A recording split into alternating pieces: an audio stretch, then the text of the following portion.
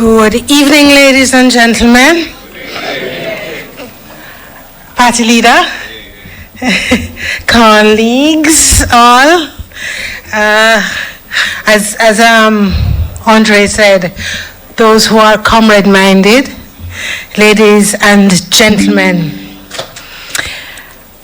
One of the things that I have found out going around the country supporting a number of the candidates who are running for the People's National Party, as I'm not running myself, but I have put myself forward as the representative for the cultural and creative industries. That's my non-geographical constituency. I found that there are a lot of people who don't know what the cultural and creative industries actually are. So I'm going to use an example to see if I can get everyone in this room, particularly those of us from our movement, to understand exactly how the two concepts come together. Last week, a song dropped. It came out of a movement. It came out of a heart movement to rescue Jamaica. It came out of a fervor of a people who had said enough is enough. And this song is not a new song. It's not a contemporary song. It come from a long time. And those of us who sang it, or those who sang it, because I wasn't one of them, those who sang it before know what it means. And it have deep and resonant meaning. And it has deep and resonant meaning to people who are of the People's National Party. Because that's who they are. That's who we are. The ideas encapsulated in that song are about what we feel and we know and we think instinctively, right? But then we remix the song.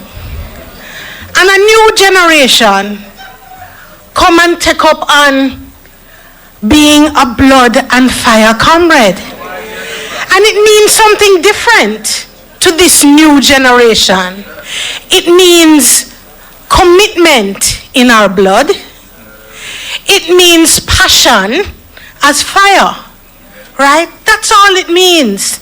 And anybody who tries to change the meaning of that can come out and walk with us as we seek to rescue Jamaica. Now, that's what culture and creative industries is. It is what we feel, what we know, who we are, what we believe, what we do, how we behave, how we think, how we move. But it is also the production of that expression into a tangible form that we can listen to, that we can hear, that we can post, that we can send, that we can sell.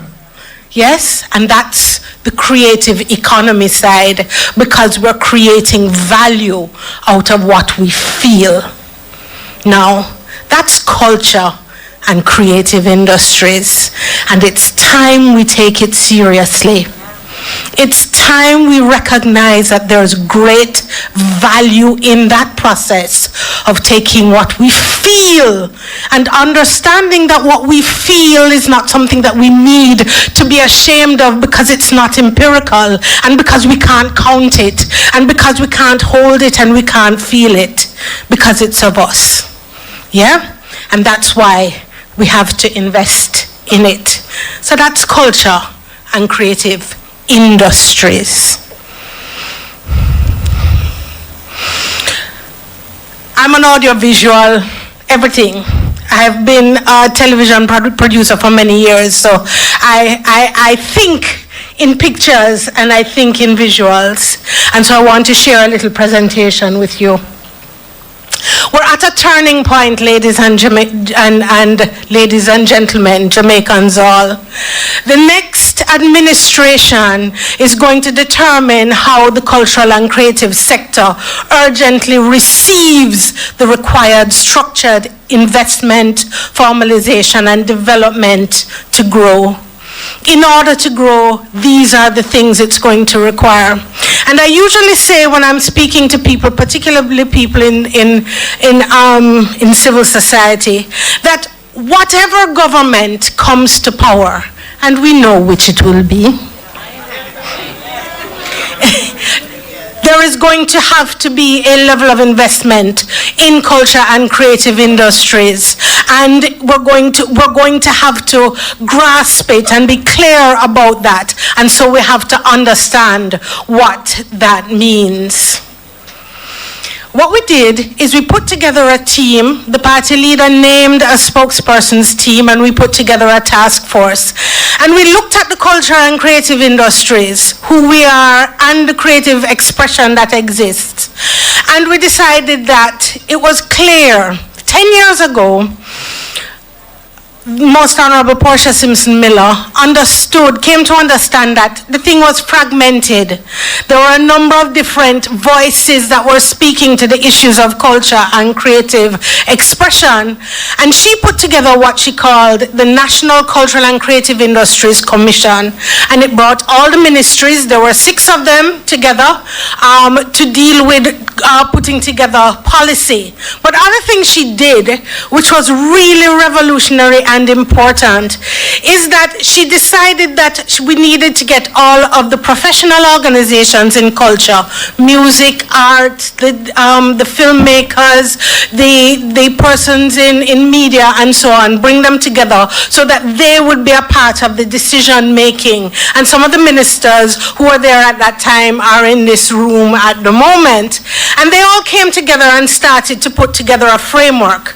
We left this framework for this government in 2016.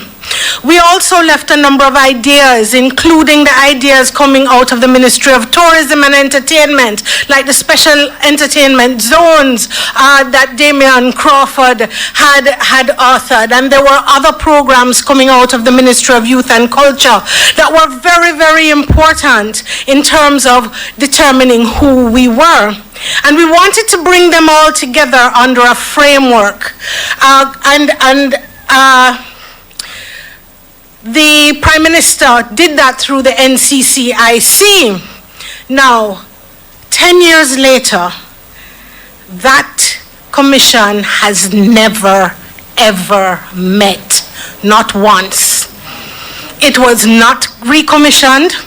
And what that means is that there has been very little, and certainly very little formal participatory governance in terms of an institutional framework for cultural and creative practitioners to be a part of the decision making for their sector. And this is one of the first things that we are going to seek to do, to bring back the National Cultural and Creative Industries Commission to ensure that cultural and creative practitioners are a part of their own decision making.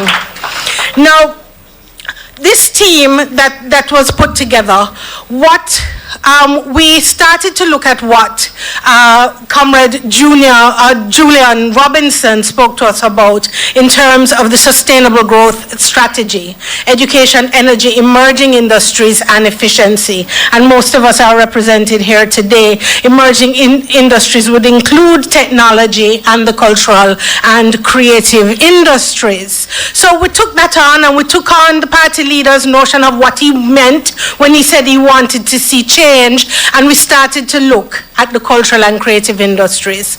And one of the things that I found most of all is that the cultural and creative industries, there's a major issue in culture and creative industries.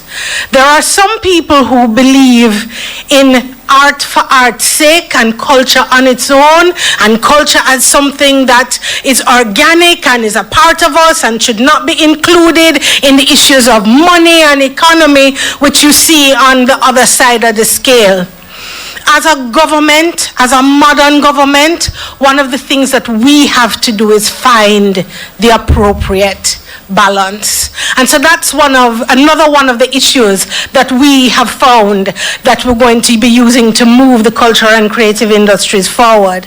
Because we can't neglect the notion that we're in a situation where we have to be growing our economy. And in growing our economy, we have to diversify our economy. And that simply means, as Andre said, we need to be finding new ways to be able to grow our economy, and the cultural and creative industries is one of those. Why? Because it is our competitive and comparative advantage. And what that means is we are good at it. We do it well. We spread our culture and creative industries to the world, and people know us for it. Whenever we go anywhere in the world, somebody is going to say to us, Bob Marley, or they're going to say to us, Usain Bolt. These are the people who become important as a part of the cultural and creative sector. So we have to find the balance. It is a $3 trillion industry.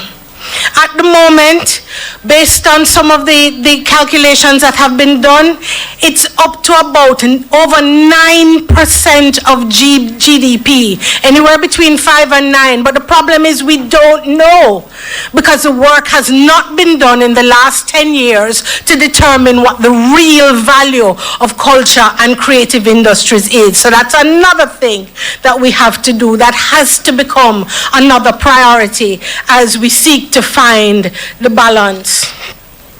The other thing is, we have to define what culture and creative industries are. 20 sectors, ladies and gentlemen. 20 subsectors of the cultural economy. Media, music, audiovisual, and each one of these subsectors has over 3 industries, which means we have at least 60 industries from the culture and creative industries. Now, if we look at 60 industries, building out 60 industries, we see an immediate path to growth.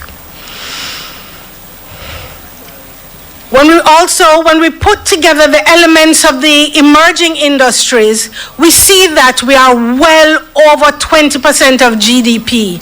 We have to formalize these figures. We have to ensure that the numbers are clear, but very little work has been done to put these figures together in the last 10 years. Why? There's been no policy. There's been no plan. There's been no strategy. There's been no structure. And this is why, as the party leader said in his presentation to Parliament, that cultural and creative industries, they continue to grow, but in spite of government intervention, because very little is done to coalesce the culture and creative industries. So there are a number of things that we have to do. These are some of the things that we need to do. We need to create a strong ethical base. We hear the songs on the radio. The other day, I was driving down the road and I stopped beside a bus. The bus black, tint up. And I can't even begin to tell you some of the music that was coming out of the bus. And we know that there are laws that should prevent that.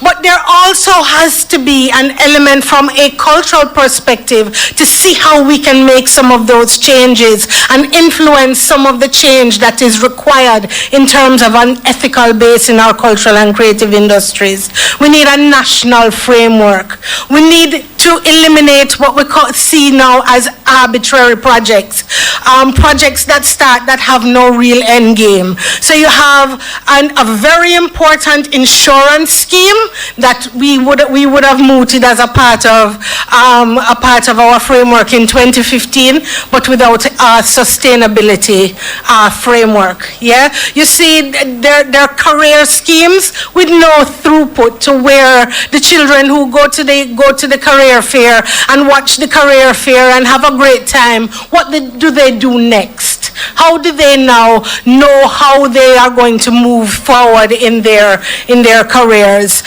We need a facilitatory government role, which means we need the government to be able to facilitate and assist cultural and creative practitioners to move themselves forward, whether they are from whether they're having round robins, or they are having a sound system, or they're a filmmaker, or they are a TikToker. That one has been getting a lot of attention lately. Whether they're making music or beats, or they're into art, or they're into some of the other technical areas, animation and so on. We need to be able to engage the private sector to have it understand how important culture and creative industries, and we need to be moving towards social integration. So how are we going to do it? When we started our work, one of the things that we determined is that there are a lot of prescriptions, and have been for over a decade, as to how to grow the culture and creative industries. But as to what needs to happen, and we decided that we were going to take a look at how we were going to do it. And we decided that we're going to create a roadmap to culture, a roadmap to moving towards development of culture and creative industries. And we're starting with nurturing greatness. Every time we go around the country, we see all these people who have this phenomenal talent, and there's no throughput. There's no way for them to move their talent forward. It's not a clear path. So we want to be able to put in programs, and we have a series of them that's going to help individuals matriculate right through the system to be able to participate in culture and creative industries. And like I say, each one of these has a number of programs to achieve these particular goals. The second one is to ground cultural and creative industries in the communities. In the past decade, culture has been absolutely removed from the communities and has been centralized. So we want to see the JCDC back in the communities. We want to see the municipal councils having more street dances at for the special holidays. We want to see the float parades back in the communities. We want to see the community centers being used in ways that culture and creative industries and sport and social transformation programs and citizen security programs all come together to ensure that our communities come alive again. I recently moved to a rural community, and I am saddened. I'm really saddened by the ways in which our rural communities have lost their verve, have lost some of their energy, and it's really important and incumbent on us. As we move around the country too, I've been to a couple of constituencies where we recognize that each constituency has its own cultural flavor. And there is the means by which we can have creative or cultural districts. So when I went to Comrade Pat's constituency, we toured the entire area of where Bedward and got the full story of Bedward. But guess what? See the grass here? On top of Bedward's grave, you can't get to the grave. And the same is true for most of the heritage sites around the country. It is heart-rending, heart-breaking to see some of it. Comrade Ethne, we went to Comrade Ethne, and it's a different flavor. Entrepreneurship right across the Henny Park. On one corner you have a museum, on another corner you have a bar, on another corner you have a place where it's really a dust bowl at the moment. But we sat and we spoke about it. Why we can't have a creative district in the Henny Park where you leave the museum and go to the bar, and then there's a performance at the over where is now a dust bowl. Why can't we be using these spaces in order to create wealth and to create value for people within communities? So that's the second one, and that's the one I'm really most passionate about in terms of materializing.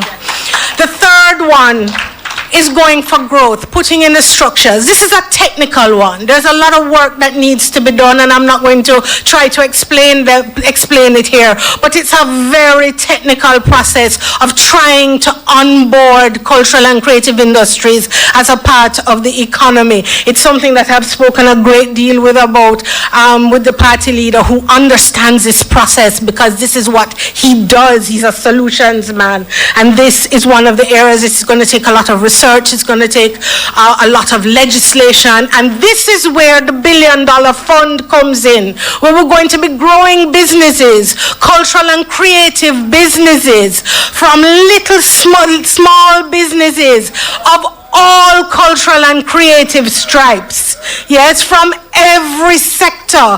And we're going to be ensuring that they're getting technical assistance, we're going to be ensuring that they're getting loans and grants, and that they're going to be able to move forward, move their businesses forward. The fourth node is governance. Now, that's actually one of the biggest problems we have in cultural and creative industries. It's not the sexiest, but it is the most critical, because we have a problem with transparency, a big problem with transparency. We don't know a lot about what's happening within the administrative bodies, institutions that run culture and creative industries, and a lot of times those questions are asked and there is a blank wall. So, for example, I've asked about Vale Royal and its contents, and at this point, I'm yet to hear what the situation is with that. And there are many other questions about transparency, inclusion. People who complain about being blacklisted can't get emails that are not being answered. People who feel that they can't go to the ministry because, although it is said there is an open door policy, that is only friend and company, and some people, right, that the inclusion issues at the ministry, there are real problems, and they're easily denied. I have an open door policy.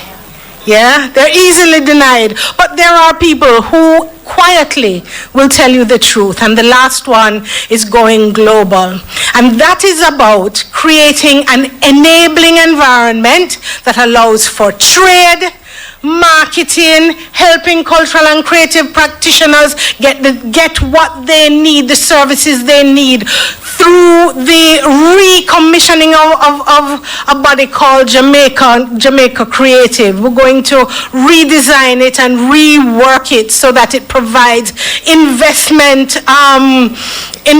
services, so that investment readiness services, so that businesses can now start to bring they can start to bring their businesses to trade in local and overseas markets. It's also, I spoke to a comrade today, Ricky Chin, and we spoke about things like creating IP facilitation in that unit, so that all of those artists who have had major problems in the past with their intellectual property and collecting royalties across the world, that we look at working with JIPO to see how we can assist some of them to repatriate some of those funds. But what I want to say as I wrap up is that one of the things that has been missing from the process of cultural and creative industries and administration has been a holistic examination, looking at the whole picture, understanding that technology can't work without creativity, because you can't have animation without the soundtrack. You can't have animation without the design. You can't have animation without the various technical elements, the various creative elements, the storyline. And everything we do here in cultural and creative industries is about telling a story in a different way. And we have stories galore in this country. We have more stories than we can ever imagine. I I remember saying to my sister the other day that if we were to just take the stories and try and find different media through which to create those stories, just one story at a time, how much value we could create in this country. And that value is not only monetary value, because again, I end where I started. That value of the story translated to a product or a service, it tells us and allows us to share locally and in the diaspora who we are. I thank you, ladies and gentlemen. I just want to leave you with the final film. If the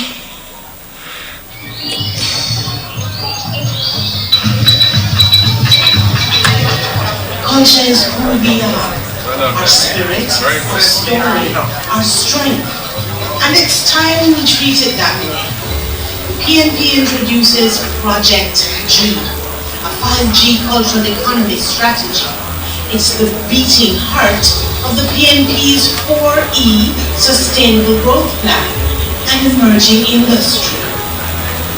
We begin by nurturing greatness, building cultural confidence, protecting heritage, nurturing talent at every level, grounding, reviving the cultural soul and the economy of communities and towns island-wide, growth, structuring the cultural economy to unlock wealth through creative enterprises, backed by a preliminary $1 billion development fund. Good governance, bringing structure, fairness, participation, coordination, clarity, inclusion, and in particular transparency to cultural leadership. Global reach, expanding our influence through strategy, investment, infrastructure, technology, and trade. This is Jamaica's time.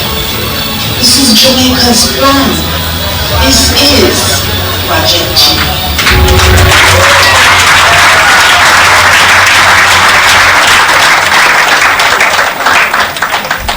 Our culture is our competitive and comparative advantage. A round of applause for our presenter, Shadow Minister Dr. Deborah Pickling Gordon.